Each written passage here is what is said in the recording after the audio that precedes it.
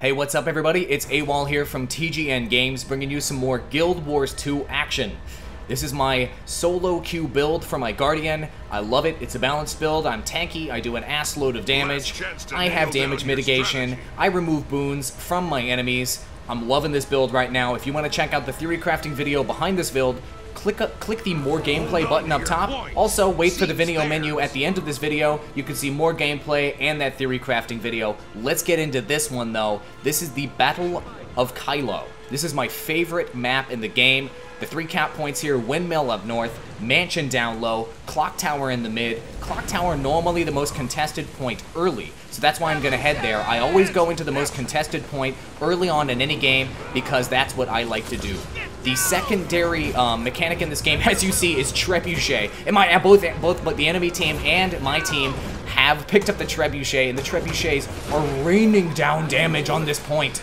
My objective right now, since I'm going 2v1, is just to keep this thing neutralized for as long as possible. And notice, because there's multiple enemies here in the center, that I am going to use my regular staff attack, because it does AoE damage, using my invulnerability elite move there to keep myself up and running so I can pop my virtues again. And it looks like we've now got our cap on despite the overwhelming numbers. Now that my allies here, it's 2 versus 2, and they didn't get me using my knockback there at the very last moment. Guardians, wait to use your 2 till they're at the arc of their finishing move, then use your 2 to knock them back to stay up and running for as long as possible. Boom! Got my revive on. Thank you, ally. And now I'm still up and running. We're still contesting this thing, despite all the trebuchet dropping here. And I wanted to show you my 2 on my scepter, that AoE damage. It does an assload of criticals, 15 hits total with that move. Each one has a chance to critical. Since I have a 52% critical chance with this build, trying to dunk and dodge those trebuchet shots, since I have a 52% chance to crit, that is very, very effective, especially with that move. And notice how I'm just kind of staying on the point here to defend it, and then just kind of moving off the edge as soon as any trebuchet shots come in. That person on the trebuchet is more or less wasting their time right now, because if there's no enemies around, I'm not going to be distracted and I'm not going to get hit by those trebuchet shots. So they're just wasting their time, like, oh, I see the trebuchet shot coming in, see ya. One thing that you want to do here when you're in the clock tower, bust out the windows as early as possible so that you can look out the windows, see what's going on with those other points, so if need be, you can jump out of a damn point and go help your allies. I see that that point is highly contested over there, which means that the windmill, the point that the red team currently has, is not going to be highly contested. It means that I can now go in 2 versus 1. The enemy was actually stupid enough to run off. They weren't checking me to see who was jumping out of the window at the clock tower. We're now going to go in 2v2, so we have a good chance to pick this up. I'm seeing that the mansion is now contested, so I need to get my ass on this point as soon as possible, using my line of warding there in front of the point so that the enemy team cannot pursue me and keep me off of the point. Line of warding allows you to move in as well as keeping enemies out, so you can use it to the both effect. Using my 3 on my scepter first, then dropping my 2 on top of them, so that out of the total of 15 hits that my 2 grants me with my scepter, at least 7 or 8 of those are going to crit, which is going to do massive damage. We're looking at about a total of 6,000 damage to 8,000 damage total with this build that I have. It's very crit oriented. Most of my damage is coming from crits on this build, not coming from condition damage. I do some condition damage, but it's mostly critical, so you can't have all of it at the same time. So we've managed to pull this point around, and boom, got our cap on. Look, and luckily for him, he used his block move right at that point, moving in at the ass end of those criticals, taking even more damage. You're seeing how with 20,000 HP, a massive amount of toughness, and all of these buffs, I am tanky as hell, and I can lay down the damage. He was very smart to come back to the point here to try to neutralize it, but unfortunately he was too low on health. Gonna finish him off. We still got our 2 cap on, which means that we're ahead. But now the windmill is getting contested. We need to get him off of the point. Nice use of the knockback there. And in 5 seconds, my knockback will be back if he tries to come back on this thing. If he just wants to stay on the outside of the point, that's A-okay with me. Notice my positioning. I'm keeping my feet inside the point here for as long as possible. And notice that usage of my 5 on my shield to block all of that incoming ranged DPS coming from all of these flame turrets so that I can stay up and running for as long as possible. Who cares if they're attacking you from the outside of the point? It doesn't matter. As long as you're alive and you're on that point, they aren't getting their cap, and we're skyrocketing in points right now.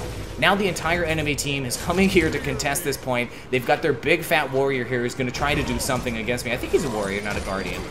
Let's see what kind of moves he's using here. Keeping him immobilized in place, he's using tons and tons of blocks. So, as long as he doesn't neutralize this point, we're in good shape.